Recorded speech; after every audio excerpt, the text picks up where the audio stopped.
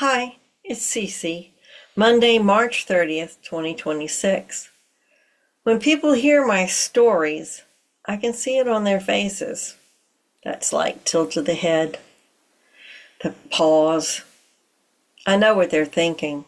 I've heard it before, sometimes directly, sometimes in the way they say it to someone else. It's impossible for someone to have done that much. That line didn't come from a stranger. It came from my ex-mother-in-law. They're not sure they believe me, not because they think I'm lying, because it doesn't fit any life they recognize, and I understand that. It was like watching an aquarium from where I stood. Most people grew up with inside something that stayed mostly intact. The rules held, the path made sense, the markers were where when they needed them. But that wasn't the case for me. People are starting to call that space Generation Jones. And again, the markers haven't stopped moving. We're still inside what they call the boomers timeline, and how we're the exception within it. Like reaching for a ring you can almost touch, and just as your hand goes to close, it shifts. Back when the world was supposed to have a foundation, it didn't. There wasn't a name for it. It was creeping in, slow enough you could almost ignore it until you couldn't. It just felt like standing in the middle of something that wouldn't hold still. I watched my oldest brother and others ahead of me marching, protesting the Vietnam War, or being drafted, then walking away from everything they'd been handed. They are the ones people remember, the real hippies and the forgotten veterans. At times, it has felt like a carnival ride that never stops.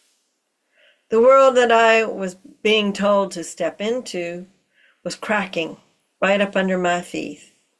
Nothing stayed set. The rules changed.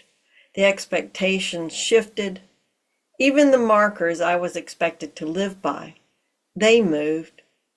The age to drink, the age to vote, things that were supposed to tell us where we stood in the world got pulled out and reset as we were walking toward them.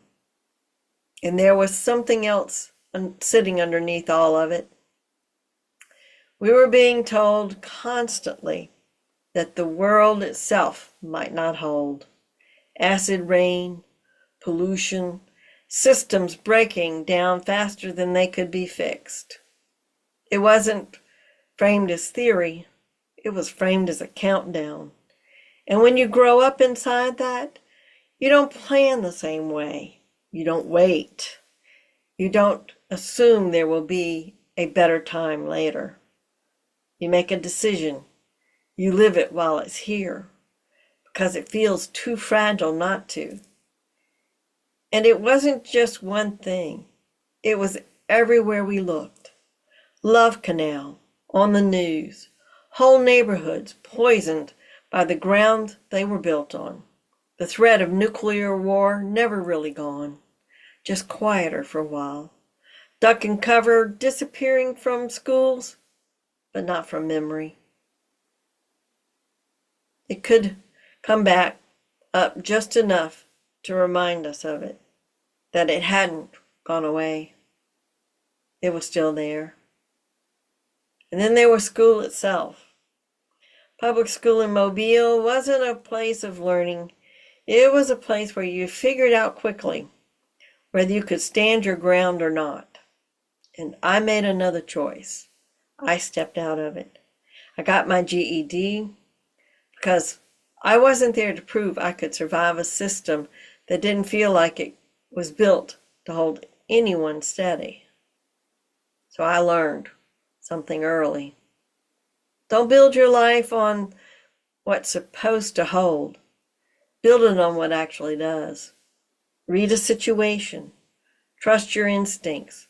Trust your willingness to move when something shifts. And that changes the road. You end up in places most people never do. You make decisions that don't follow a pattern. You walk into situations other people would have stepped away from because standing still never worked for me in the first place. A man who built his life inside the system once told my husband that he lived vicariously through mine. He didn't say it to me directly. He said it to Jeff, and that told me everything I needed to know. So when people hear the stories, the storms, the crossings, the places and the timing, it sounds like too much, too many edges, too many turns. But it's not the stories that are unusual. It's the circumstances they came out of. If you never felt your ground move, of course, this sounds impossible. If it did, you don't question it. You recognize it. Some look unbelievable until you understand. They were never built on a promise of something better later. Thank you for listening. Thank you for watching. I appreciate you greatly.